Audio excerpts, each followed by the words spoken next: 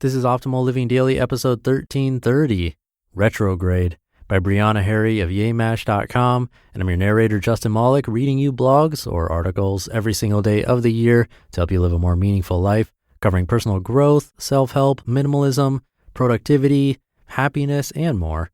Before we get to it, small business owners wear a lot of hats. I do. And while some hats are great, others, like the filing taxes and running payroll hat, are not so great. That's where Gusto comes in. Gusto makes payroll, taxes, and HR actually easy for small businesses.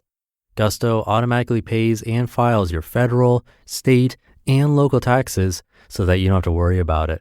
Plus, they make it easy to add on health benefits and even 401ks for your team. Oh, and you can get direct access to certified HR experts too. Get started now. This is the time, so don't wait. Let Gusto make it easier on you. As a bonus, listeners get 3 months free when they run their first payroll. This is one hat you're going to be glad you gave up, just like me. Try a demo and see for yourself at gusto.com/old. That's gusto.com/OLD. Gusto.com/old. For now, let's get right to the post as we optimize your life. Retrograde by Briana of YeMash.com. While I'm aware that planets going in and out of retrograde is something that's been happening before any of our time, without the internet growing up, I was way less informed about this process. You may now have that spiritual chick that you follow on Instagram who never forgets to remind her friends and followers that Mercury's in retrograde and we all should tread lightly. It is said that Mercury rules all kinds of communication and code. This can include speaking and listening, contracts, travel, negotiations, etc. While Mercury is in this supposed sleep state, it isn't wise to take on any endeavors ruled by it while it isn't fully awake to help us see it through to successful completion. With it ruling so much, there is a sense of offness in our day-to-day while this process is happening. I can't say if this wasn't true when I didn't know about it, but now that I'm fully aware and completely all in, I feel it in everything. The retrograde period this July is exceptionally strange.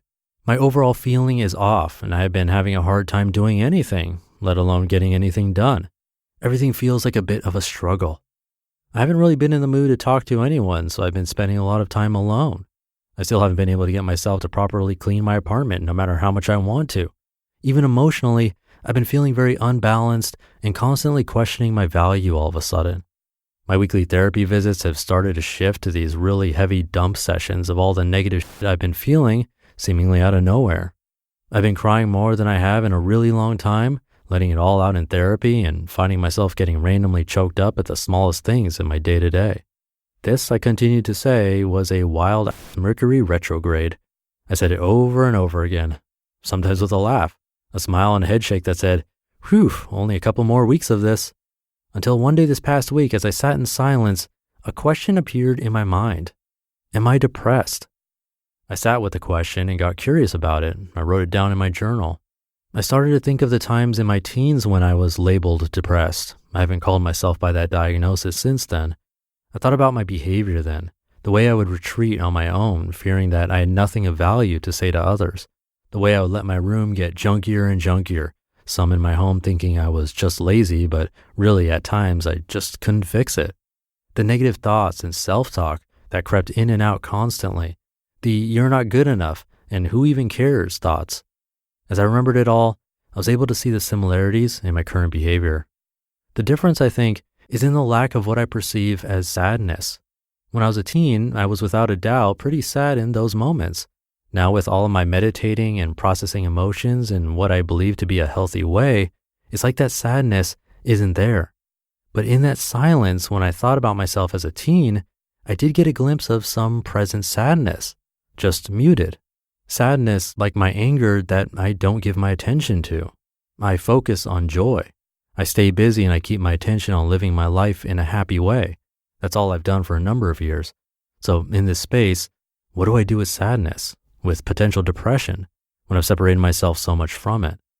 I decided that I've already learned exactly what I need from countless submissions to Mercury's retrograde period. During this time, those of us who are all in when it comes to this portion of astrology have a bit of a cheat code. We know when it's coming and what's coming with it. As we get into it, we brace ourselves and nearly force ourselves into a presence. We are hyper aware of its effects on us and those around us. We see it as it happens and we have a name for it and we don't judge it. It just is what it is. And best of all, we know it won't last forever. That gave me the thought that I can allow spurts of depression and even moment-to-moment sadness and anger to come in.